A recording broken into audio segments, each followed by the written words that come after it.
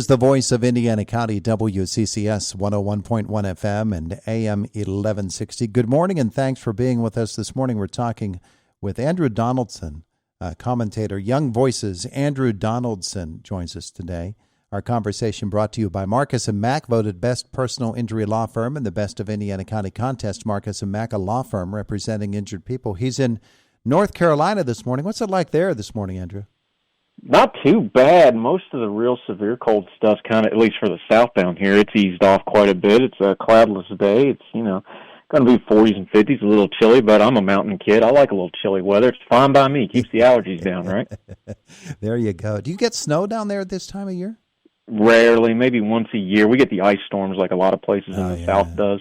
But not like up on my mountain where I grew up yonder. You don't get the good snows where you can just bunker in for a couple of days. So there you go. None of that. Yeah, we don't actually refer to that as good snows. Hey, Andrew, I want to talk to you about this guy yesterday. This joker, Congressman-elect George Santos from Long Island, New York, who yesterday admitted that he lied about a whole bunch of stuff in order to get elected. He uses the word embellished, as if that makes it any better. And he told some whoppers, didn't he? Yeah, he really did. He's doing what your kids do when they get caught, or what we did when we were kids. He's apologizing for the lesser offense, hoping you don't talk about the greater offense. So he came out publicly and was like, yeah, I lied about my college record. I didn't really graduate from Institute of Higher Learning. And yeah, I lied about my religious background and my ethnic background. Yeah, I lied about all that stuff, which is all bad enough as it is. You shouldn't lie about the Holocaust. You shouldn't lie about the Pulse nightclub shooting. You shouldn't lie about not going to an institution of higher learning, because that's easy enough to check. Mm-hmm. But he's doing that so that you don't pay attention to the part that's really going to get him in trouble here. By his own words and admission already, he has lied on his financial disclosure forms to Congress. That's a crime. That's not a whoopsie. And some of this money stuff that we're now looking into his businesses, like how he had a $750,000 salary from the DeVault business that he says he owns and loaned himself $600,000. That math don't add up. Even my West Virginia math can go, wait a minute, that don't sound right. He's got some big, big problems coming down the pike here, and his biggest problem looks to be hubris. He doesn't seem to be able to just go away and stop lying. He went on Fox News last night. Tulsi Gabbard made him look like a complete fool. He needs to stop doing media. He needs to stop talking. He needs to probably resign, although I don't see him doing that.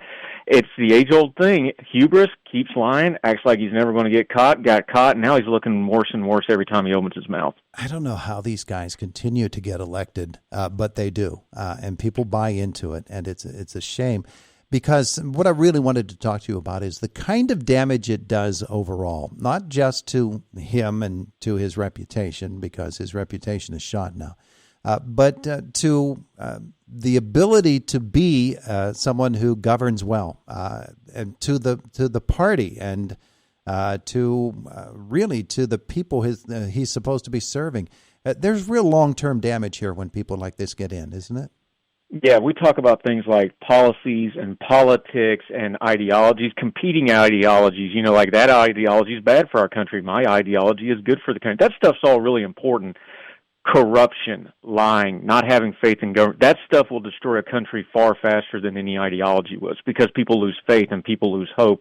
You cannot have corruption, and we have a slew of corruption, both parties. We have so many corrupt people, but we have it because we've tolerated it. We don't hold our own government accountable, and this kind of sort of things happen. So like in New York, this is a guy who ran as a Republican. He flipped a blue seat. It's a +3 Democratic district. They just didn't want to dig into it, I guess. This stuff is so blatant, it just boggles the mind. There was some local reporting that covered it, nothing national, of course, until after the election. You just go, well, how does this happen?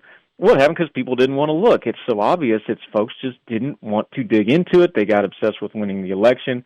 He is charismatic on camera before he got caught lying and looks like a fool now. He's pretty smooth on camera. People believe what they want to believe, and too often we want to believe what people tell us instead of judging them by their actions and their backgrounds and whether or not they're really going to be good at governance or not. And you're absolutely right. Those kind of people do far more damage than somebody that we just disagree on a policy with. Well, the dangers then come from the fact that people begin to back away and not really care, and the resultant behavior is they don't do what you just said people didn't do in this case. They don't look into the background. They don't examine. They don't really have an interest in dealing with these people. and it's much easier for them to maneuver the system around, therefore.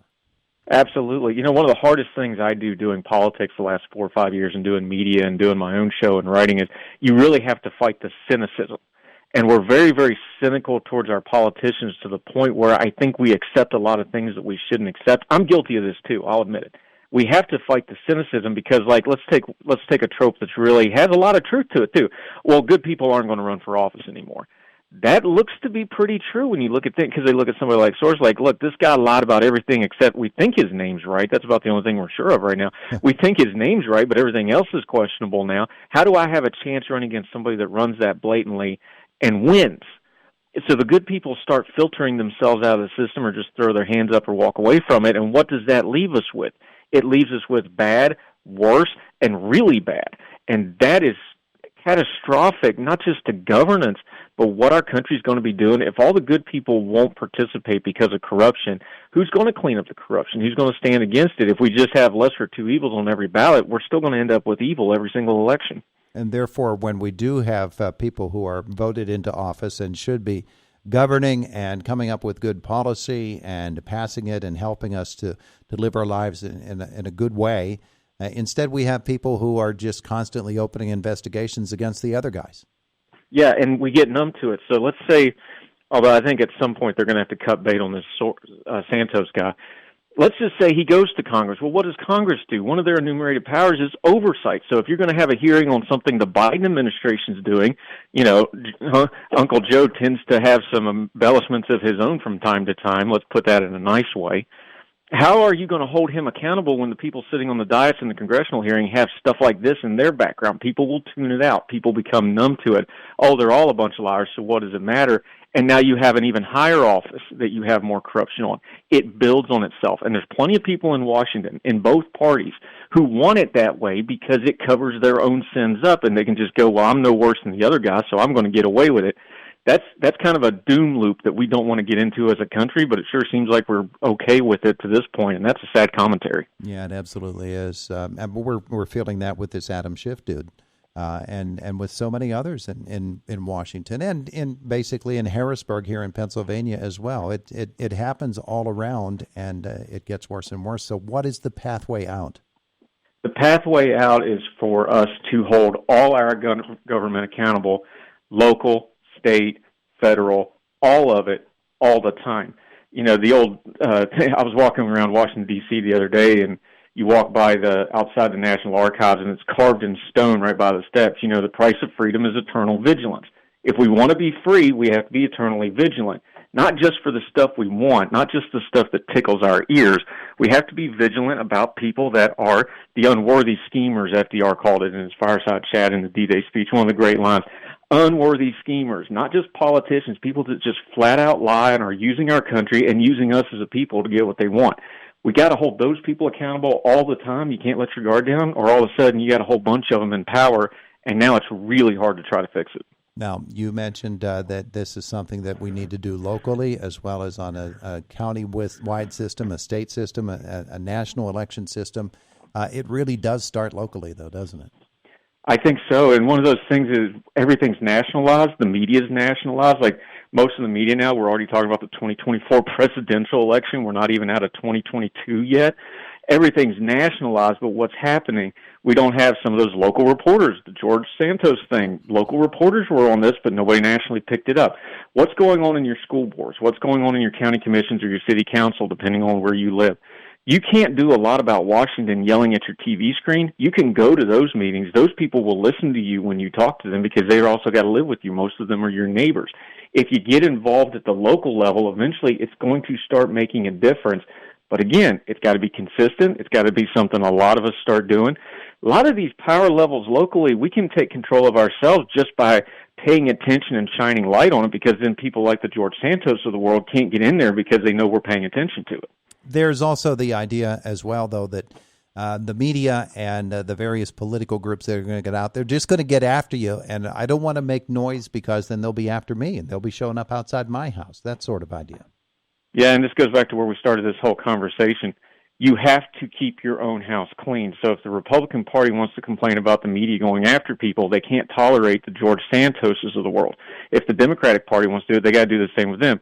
They can't just say, hey, my first election was the 98 midterm with Bill Clinton. I remember network news people on network news saying, oh, he lies so wonderfully. I remember that. That happened. You got to clean your own house first, or you don't have any accountability here. So the Republican Party needs to take care of things like this. Then they can go after their opponents that also do it, things like what President Biden's doing or whoever else is the case may be. Again, it's an all-the-time thing, integrity. Once it slips once, it's gone, and then you're going to have a hard time getting it back regardless of who you are. Andrew Donaldson with us this morning. Tell me about Young Voices. Great organization.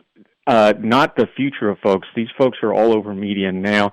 I've been working with them for a couple of years now. Very impressive folks. YoungVoices.org. Great folks. Check them out. You're going to see them all over media for the next 20 or 30 years. This is the next generation of commentators. They love their country. They're super smart. Very proud to be aligned with them. Yeah, and one day they'll be old voices. Getting there, buddy. If God willing and the creek don't rise, we'll try to get there. Andrew, wonderful talking with you this morning. Enjoy North Carolina today. You guys have a great Pennsylvania day up there. All right. Have a one. We'll see you. Have a one. We'll see you.